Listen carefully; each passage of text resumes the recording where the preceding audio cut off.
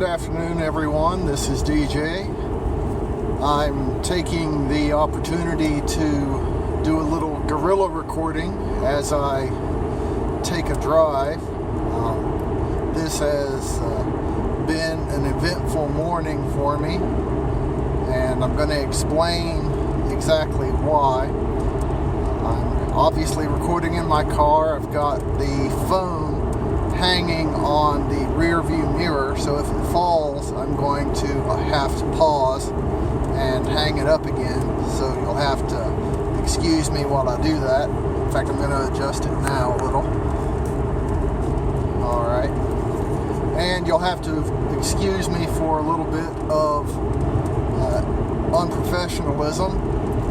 I am admittedly a little stressed at the moment, and I'll explain the reason for that as well. So, pardon me while I take a puff on this. Alright. And you'll see the reason for my recording in a moment. So, here we go with the story.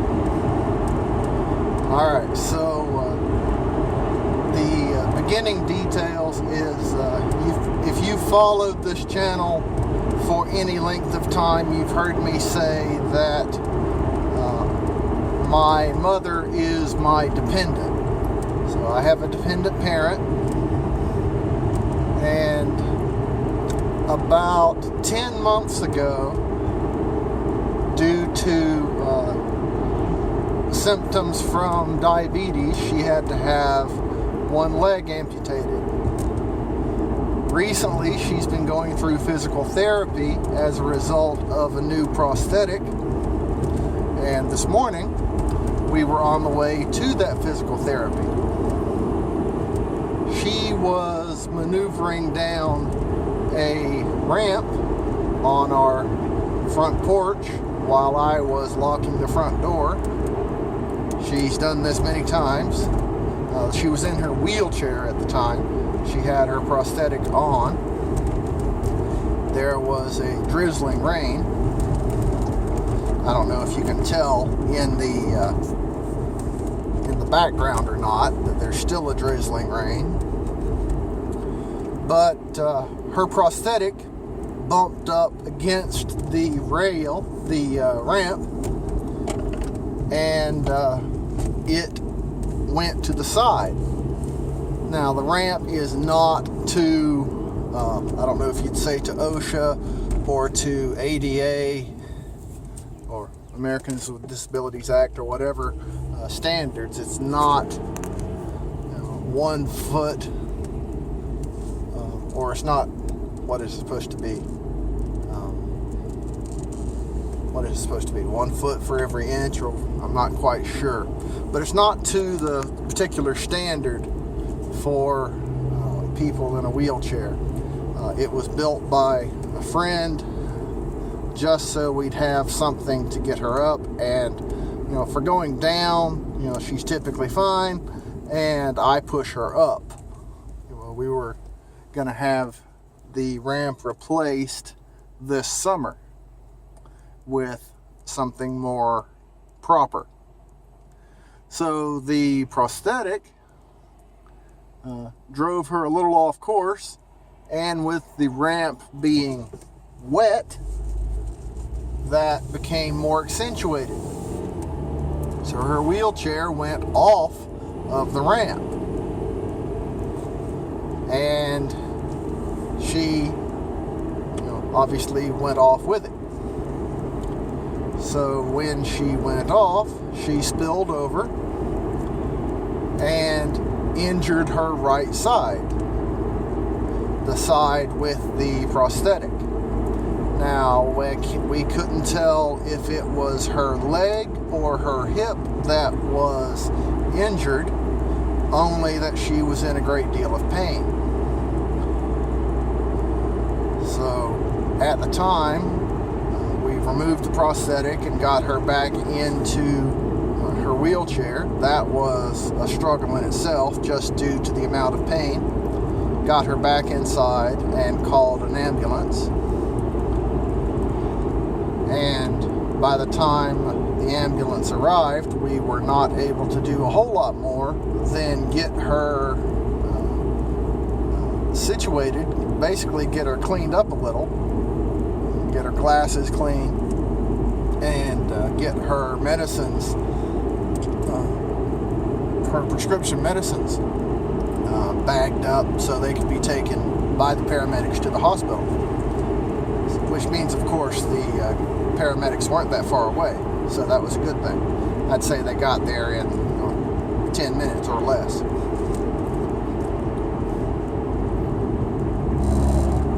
For those of you who might be listening in podcast form, that was another puff on a cigar.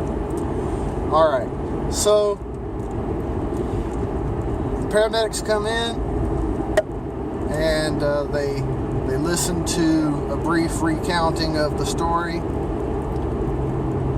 And this is when I first hear that Mom's primary area of pain is in her hip rather than her leg, which is a concern, being that she's pushing 70.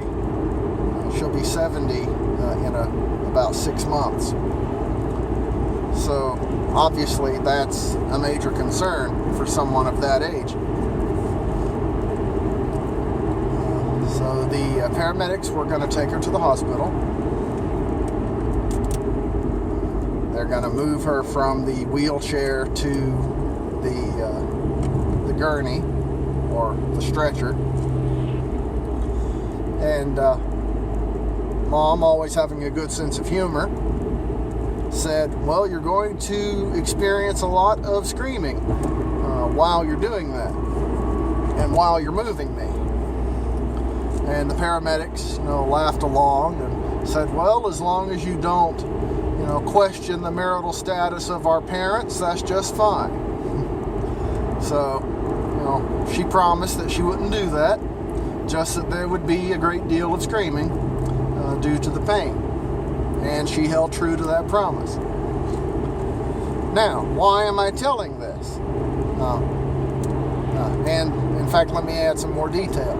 I was told, as I was saying that I would follow behind the paramedics, that I would not be allowed to visit her due to the current COVID-19 situation. So the best I would be allowed to do would be essentially camp out in the parking lot and get occasional updates from the nursing station or other staff in the hospital, which is actually what I'm on the way to do. I'm recording as I'm on the way to the hospital to begin that camp out. So why am I telling you all this?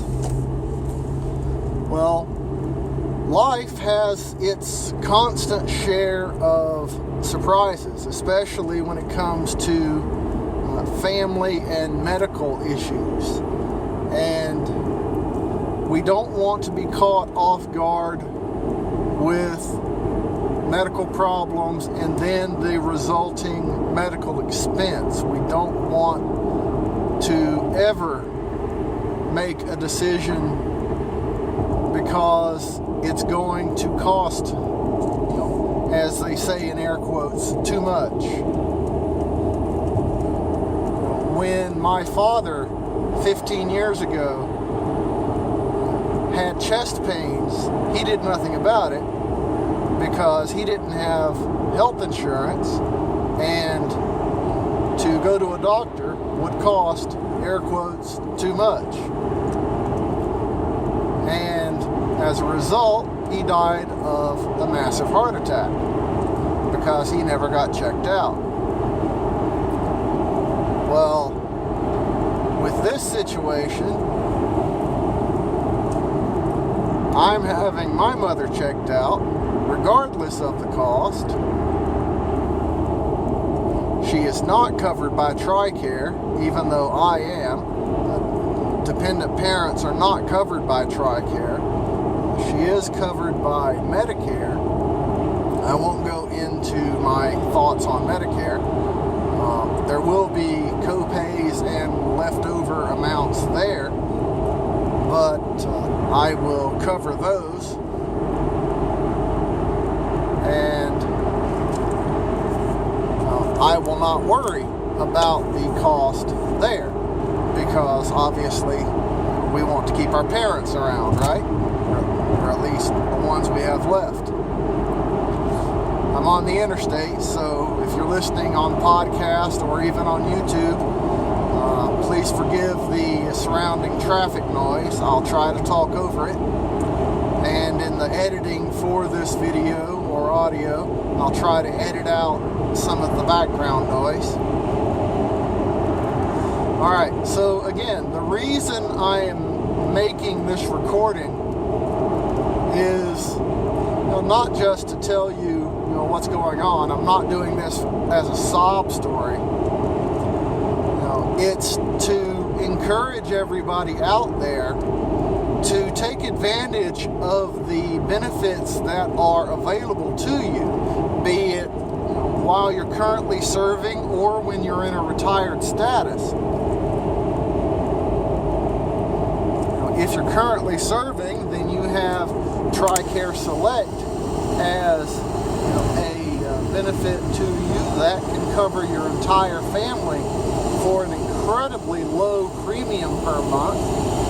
If you're retired, that's about $200. I mean, if you're married, that's about $200 a month. If you're, or at least it was about 2 years ago. I'd have to look at it again. I didn't look at it just before leaving, so I will look at it before I post this recording and give you current rates. I'll be able to do that at least. This may be a guerrilla recording, but I can at least give you current information before I post this.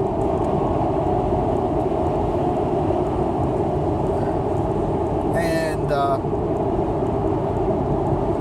if you're retired, then TRICARE is available in other forms.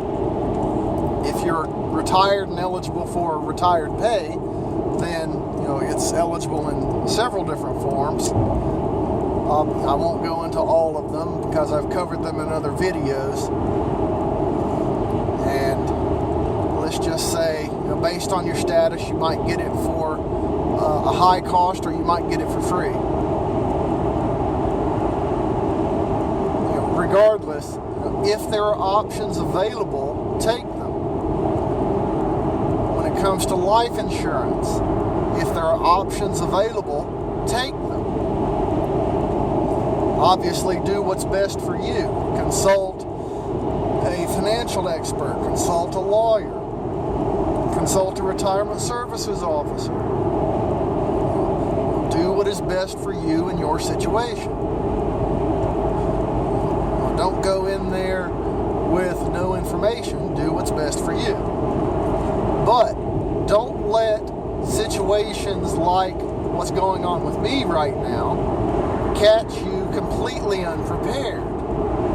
Something like this, don't let what I'm about to say sound cold-hearted. It's not supposed to be. It should be an inconvenience, not a hardship. That's what this is as far as finances or schedules or whatever. It's an inconvenience. It's not a hardship. The only hardship is emotional, because obviously with a senior citizen mother, we don't want an injury to result in the worst possible occurrence. And obviously, we don't want to dwell on that outcome. So, we'll not talk about that. But as far as everything else, the treatment, the finances, everything else, that is, especially the finances, that is just an inconvenience because preparations have been made. So, that is fine. And especially on the response front, when this initially happened, there was no panic involved. When Mom fell over, now obviously for her, she was in great pain and she was panicking, but I was helping her along. Take deep breaths. Let's try to calm down. Take deep breaths. Let's get through this. And trying to get her along, and make the right moves, such as getting back in her chair and thinking through the next steps without letting the pain fog her thinking.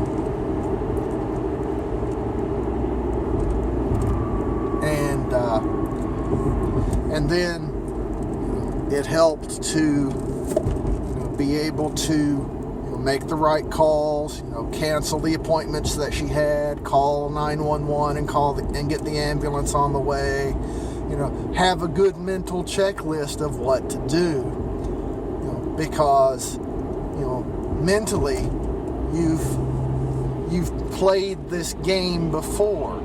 That might sound horrible, but if you have played the disaster scenario in your head and even practiced it in reality once or twice, it makes things a whole lot easier than if you've never done this sort of thing before. Think of it as training. It's just like when you go out and practice battle drills.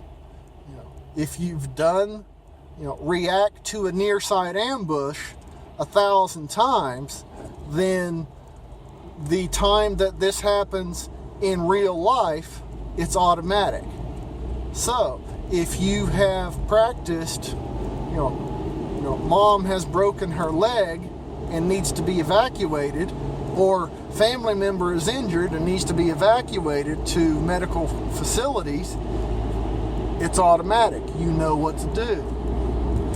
It might be mother, it might be son, the person may be different, but you have the battle drill, you have the blueprint of how to react.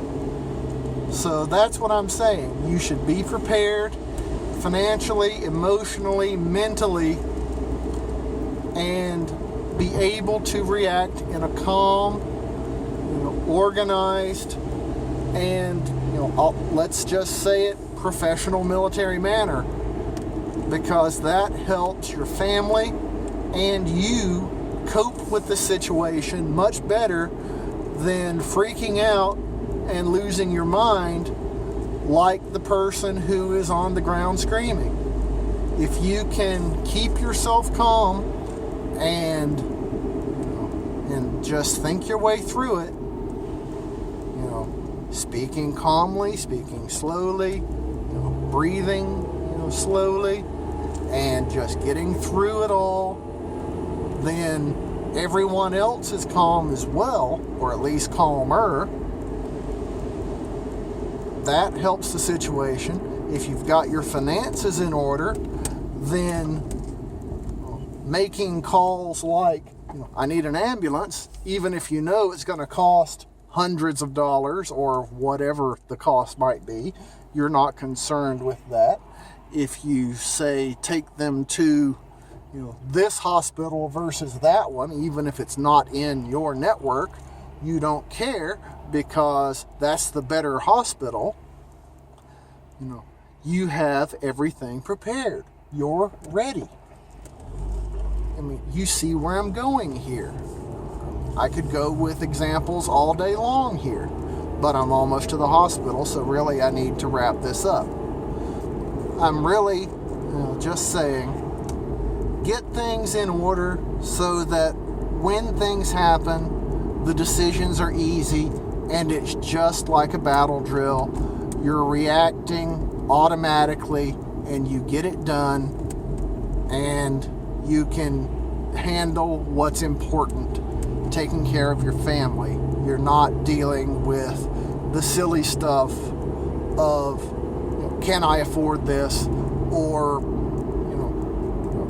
where's the hospital I need? Or, oh my gosh, I need to call, emergency services, but my fingers won't work on the keypad of the phone because I'm so freaked out. You know, you need to have all of this planned and practiced. All right, so that's all I've got for this video. I'm not gonna do any advertising or any of that for this. Thank you for tuning in, and I'll chat with you later after I've checked on Mom. Have a good day, everyone. Thank you very much.